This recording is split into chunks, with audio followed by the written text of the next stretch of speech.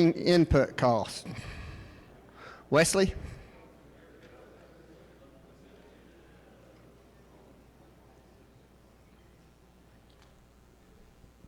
Where's the clicker?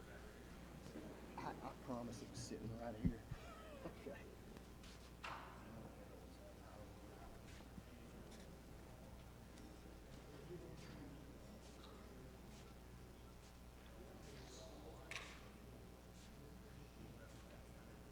They promised it should be working.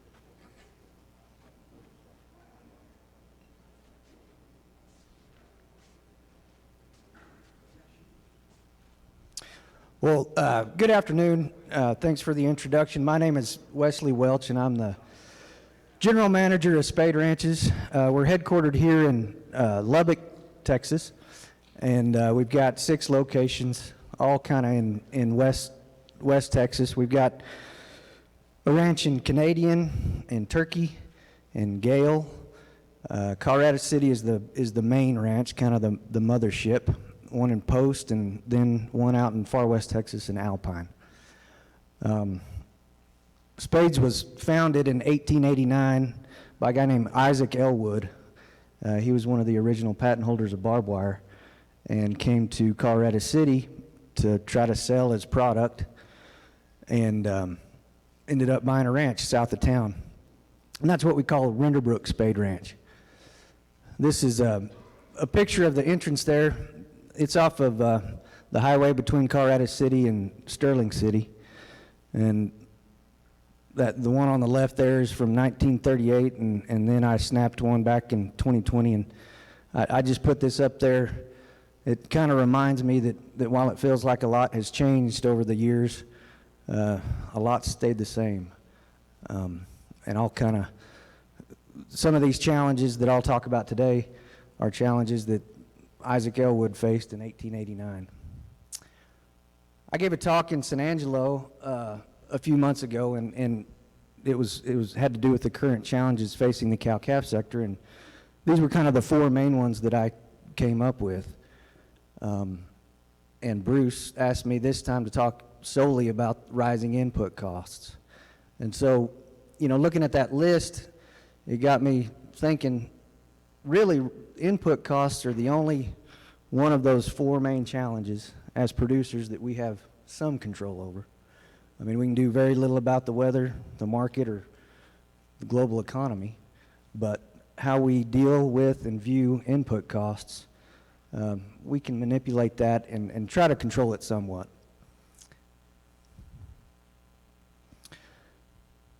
We've talked a lot about, or Dr. Peel did, about rising input costs and inflation, and this is a chart from Cattle Facts, and they titled it "Credit Needs Skyrocket Again." So this is the cost to take an animal to fat, so to get a steer to fed out, and 2022 was the second highest, well, maybe the 3rd highest in recent history.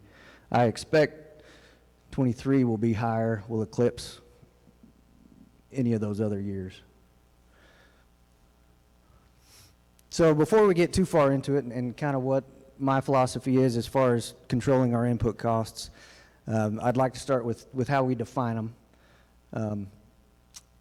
As I said, it's one of the few things that we can control, and there's basically 2 types of input costs. There's our variable costs and our fixed costs.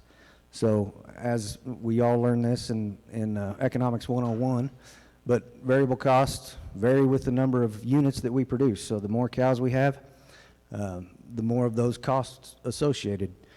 And the fewer cows, the smaller that number is.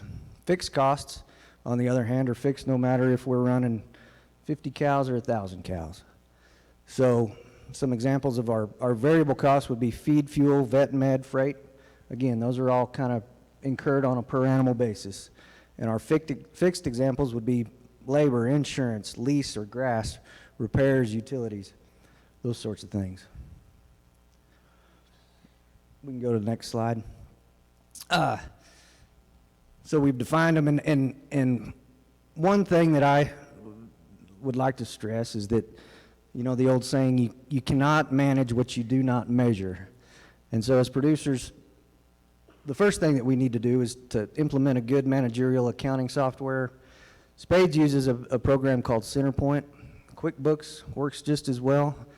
A Big Chief tablet, Excel spreadsheet, just whatever you can do to track your costs, where you're spending your money, at what time of year you're spending your money. That goes a long ways.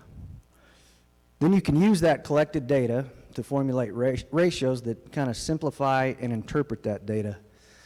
One that I really like to use, and I'll show you some examples of it, is what I call the historical unit cost of production. So I take my total cow-calf expenses for the year, and I divide it by the total pounds weaned for that year.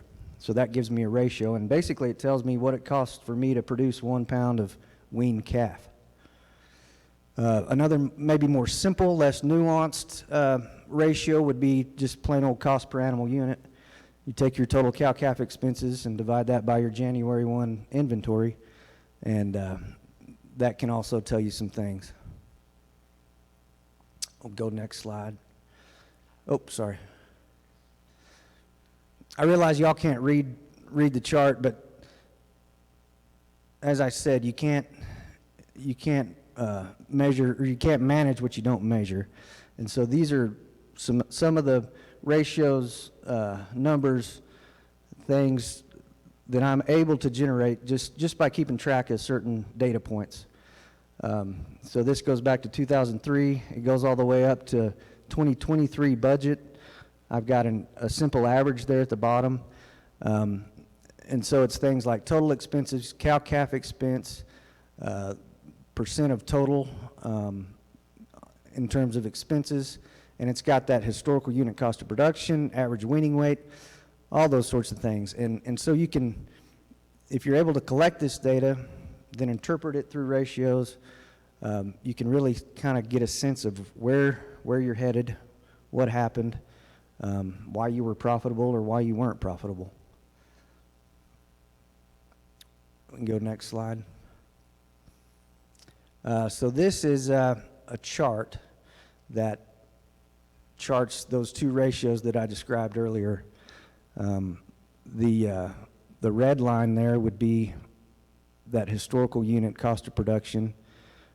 It's measured on that left-hand axis, and then the right would be the cost per animal unit. So you can just see the general trend line from 2003 to 2021. It obviously spikes in there at times, and the associated spikes happened, during drought years. 2011, we see a big spike, and then 2022, we see a big spike. But again, the general trend is from left to right, it's up. So this goes back to our problem that we've been talking about all afternoon about inflation and rising input costs. Go next slide. So for spades, my average unit cost of production over those 20 years, this is 2003 to 2022, was $1.21. So it cost me on average $1.21 to produce 1 pound of weaned calf. The two highest years, surprise, surprise, were 2011, about the worst drought we've all experienced, and then 2022, which might be tied for worst.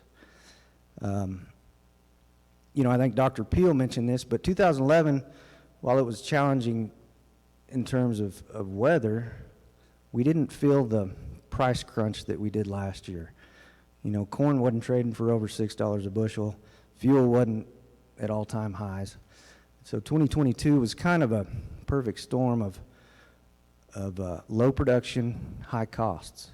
And so since that ratio includes both of those factors, that's when you really see that number spike up. So last year, it cost me $1.83 to produce 1 pound of weaned calf. Cost per animal unit, our average is $579 over those 20 years. And then the two highest years there were 2014 and 2022, far outpaced 2014 at $892.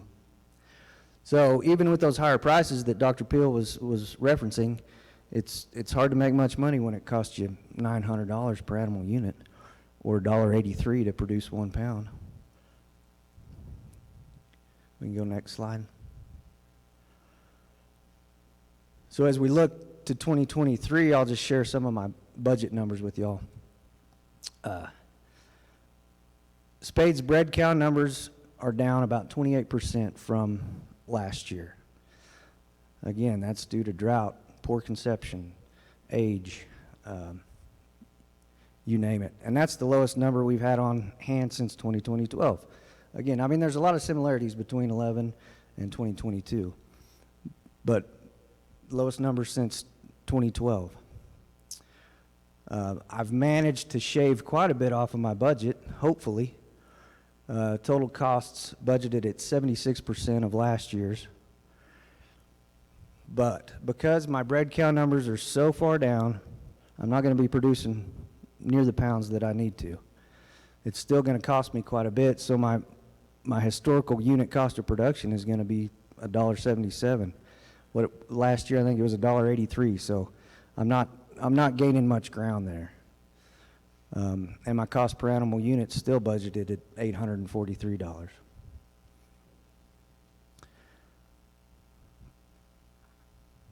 This is a pie chart of Spade's cost by account. And I'm showing you this just to point out the two largest pieces of that pie. Would be the largest one at $236. That's my grass cost. That's what I pay in lease. And then the second largest one at $125 is labor. And so, you know, the sum of those accounts for well over half of Spade's total costs. And both of those expenses are traditionally what we'd think is fixed costs. So in years where my inventory is way down, like this year, on a per animal unit basis, my input cost is going to just skyrocket. We can go next slide. So what are some strategies to kind of help combat this, I don't know, ever-growing tidal wave that just seems to be coming our way? The first one that I'll talk about is, as producers, we need to strive to stock our country appropriately. And I don't mean that. I say that because, in my mind, the most expensive input cost is a ranch that's only partially stocked. Now, sometimes, years like this, years like 2012, you've got to destock, you've got to come off, and that's when that's really magnified. But if you can determine your historical stocking rate and try to hit the average, destock when necessary, but conversely, in those good years, use pastured cattle or stockers, something to try to take advantage of that extra forage. I think if we can do that over the years, try to hit that average stocking rate, then your fixed costs that, again, equate for well over 50% of your total costs are spread out over an appropriate number of animal units. The second thing that I try to do at Spades is I time the calving with green up. So a cow's highest nutritional needs are when she begins to lactate. If we can time that when the highest quality available forage is there, then we don't have to supplement near as much, and we let Mother Nature carry the load, so to speak, for some of our input costs. The third thing we do is we try to run cows suited to the environment of Spades. I mean, we're out here running on, you know, the Alpine Ranch. It might get 14 inches of rain per year. The highest rainfall would probably be at Canadian, and it's, you know, somewhere that 17, 18, 19 inches a year. So we run an arid environment. We can't really afford to run a 1,400-pound cow. So we focus on moderate, basically small frame cows. And then the last thing I try to do is convert my fixed cost to variable costs when possible. So if there's a situation where we can use contract labor, where I can lease a ranch on a per head per month basis as opposed to a per acre basis, in those years where I'm not able to stock a ranch like I want to, it doesn't just spike up like you see it on that chart that I showed you a while ago. We go next slide. So to dive deeper into that stock appropriately concept, as I said, the largest single expenses for spades on a per head basis are lease and labor, both of which are traditionally fixed costs. So if I lease a ranch at $30 an acre, 30 acres per animal unit, meaning you can run one cow to 30 acres for $8 an acre, I'll have about $240 in grass cost. But if we're trying to be conservative, or if we overthought what that ranch would do, and if we stock that same ranch at 40 acres, suddenly our grass costs increase to $320 per animal unit, which is a 33% increase in grass cost. Next slide. Same principle with labor. If I take that 30 acres and I bump it to 40, Spade's labor cost will go from 125 per animal unit to 166. And so those two combined would increase my overhead by about $122 per animal unit. If we equate that out and see, well, what does that mean on a weaned calf percentage or weaned calf basis? If I assume a 90% weaned calf crop and a 550-pound calf average weaning weight, those calves would need to bring about $25 per 100 more in order to cover that conservative stocking rate. So again, I just bring your attention back to this chart. In the years where those spiked up, it was not necessarily entirely due to just higher cost. It was higher cost coupled with low stocking rate, and therefore not many pounds weaned.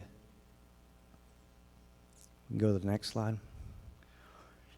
So the second thing I like to do is to time calving with green up. A lactating cow requires about 70% more in protein needs over a dry cow. And we all know that dormant forage has very little protein content. And so if a cow calves prior to new growth spring green up, she in theory will require 70% more in protein supplementation in order to maintain her needs. And so if we can just try to time the cow's highest nutritional needs to coincide with the forage's peak nutritional value, we can save quite a bit when it comes to protein costs. Go next slide. Now, spades out of necessities, we've got both a fall calving and a spring calving herd, and so I can attest to this in real time. This last year, our protein cost on the fall calvers was about $100 per animal unit, and on the spring calvers, it was $45 an animal unit. So if I back into using that same formula of a 90% weaned calf crop on a 550-pound calf, those fall calvers need to bring about $12 more per hundredweight, or $11 more per hundredweight, in order to break even with that spring calver. The third thing we do is try to run cows suited to the environment. So the average size of the beef cow in the United States is pretty much 1,400 pounds. That's from sea to shining sea. And I think maybe, east of I-35, you might can get away with that. On this side of it, it's mighty hard to do.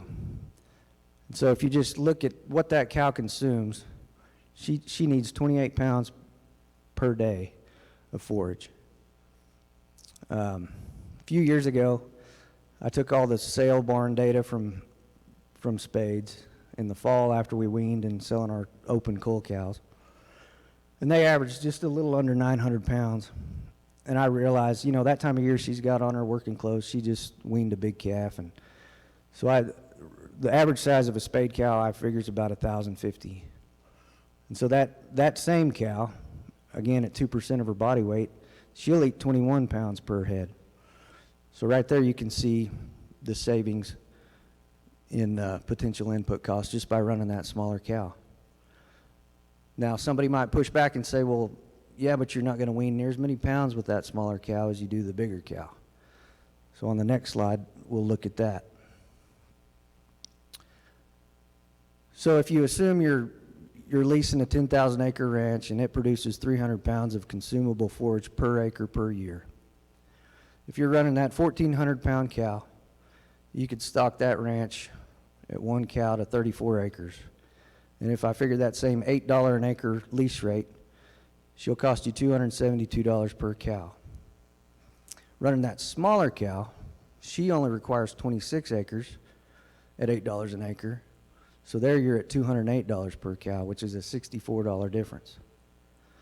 Scenario 1 on that ranch, you can run 294 cows, while on scenario 2, you can run almost 100 more cows at 385. Next slide. So if you assume a cow will wean about 50% of her body weight, scenario 1 with that bigger cow, you'll wean about 184,000 pounds. Scenario 2 with that smaller cow, she's weaning a 525 pound calf versus a 695 pound calf. You will wean fewer pounds, 182,000 pounds. So you're about 2,000 pounds less running that smaller cow. But if we extrapolate that out to a dollar value, a 695 pound calf, this was last week at Oklahoma City, steer heifer average, that calf would bring about $1.78 per pound. So let's extrapolate that out. Scenario 1, you're grossing about $327,000. If you're running that smaller cow, more of them, producing fewer total pounds, but those pounds are worth so much more. So last week at Oklahoma City, a 525 pound steer heifer average was worth about $1.99 a pound. So if you extrapolate that out, you're at $362,000 gross. So you're about $35,000 to the good. So running that smaller cow, you don't have to put as much into her, and in theory, the pounds that she does wean are worth enough more to overcome the fact that she's not weaning quite as many few pounds. We can go to the next slide. So that's a cow there at Renderbrook at the Colorado City Ranch. That's actually a first calf heifer, and that was not this year. That was probably 4 years ago. But that's kind of the animal that we're trying to produce. And there's another one. I think there's one more. But little cow weaning a big calf. That's kind of what we're after. I guess that's what everybody's after. We can go to the next slide. So the last thing that I'd try to do is convert any fixed cost to variable costs. So again, Spade's two largest expenses per animal unit are lease and labor, which traditionally both are fixed cost. And as talked about earlier, changes in that stocking rate can have a huge impact on the bottom line because those costs are fixed. So I've started seeking and negotiating leases in which labor is provided along with grass on a per head, per animal unit month basis. So an example of that is grass and care, which would include labor, repairs and maintenance to the ranch. They provide all the equipment. I pay them $30 per animal unit per month. So the rate is always $360 per year, per head per year, whether I'm stocked at 100% or 50%. Go to the next one. So I've got a ranch in Turkey, and if that ranch is at 95% stocked, all those things included in that per animal unit per month lease cost me $330 per animal unit. So in that scenario, when I'm fully stocked on that ranch, I'm money ahead by leasing it on a per acre basis.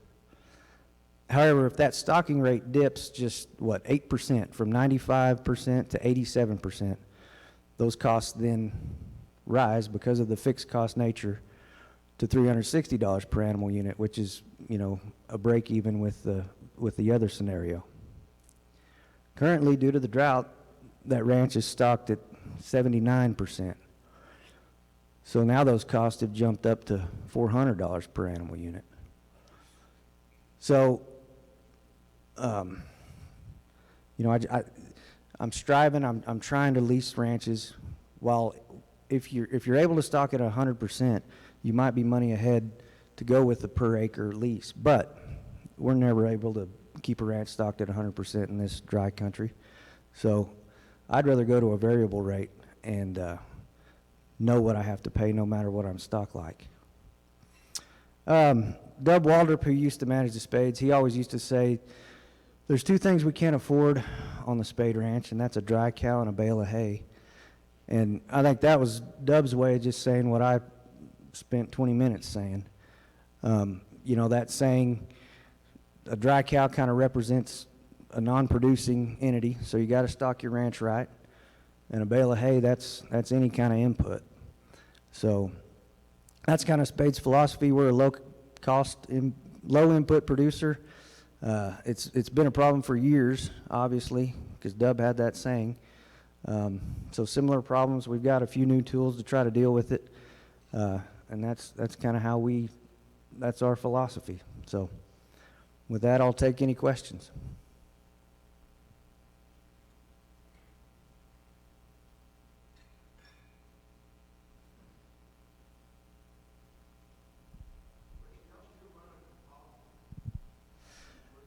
Yeah, we run it'd be two herds. We've got a Sim Angus herd and a Balancer herd.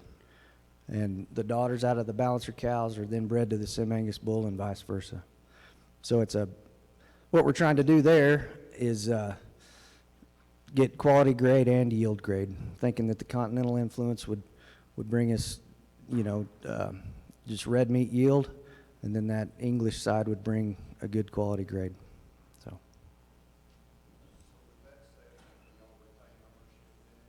Through the feedlot on some. Yeah, when the market kind of indicates it, we sure do. Yes, sir. Yes.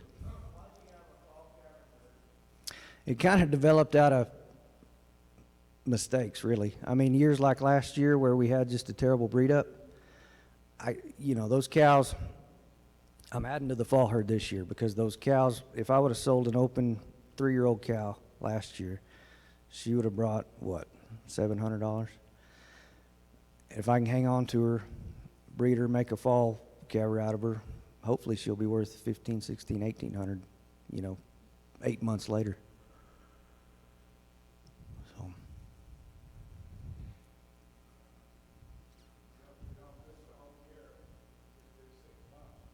Right. Mm-hmm. Well, yeah. Yes, sir.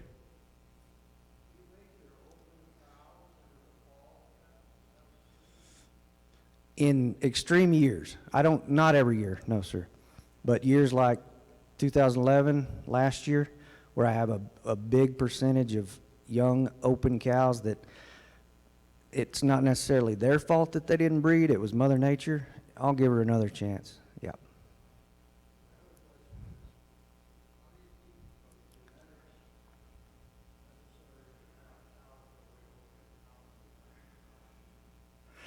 Well, whenever I buy bulls, I mean, we mash on frame. We try not to buy a big frame bull.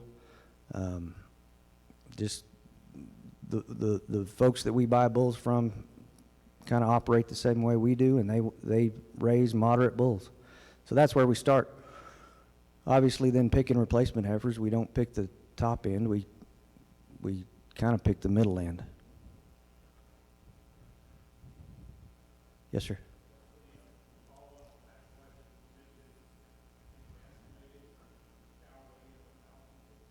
Mm-hmm. Well, I mentioned that I took all the sale barn receipts one year, and they didn't, those cows, I think it was 960 or 970 pounds.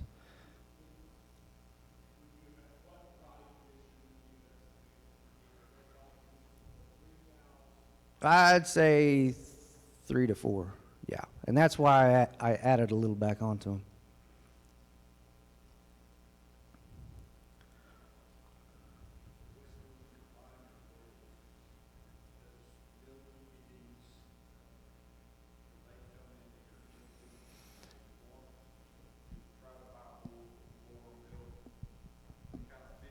Yeah, yeah. We mash on the milk EPD as well because again, that, you know, a heavy milking cow requires a lot of input, and so we'll mash on frame and yearling weight and milk.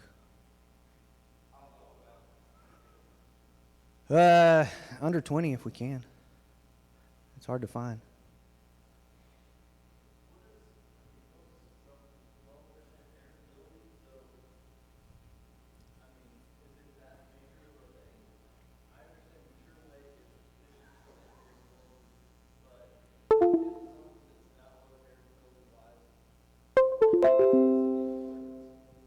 Well, I mean, to be honest, I didn't realize it was that low on heritability, but you know, if we're trying to cipher and decide which bull to pick, I mean, I might as well just try to find something, even if it is 12%. I mean, I think mashing on that, it kind of gets us in the right direction. All right. Well, I appreciate it. Thank y'all.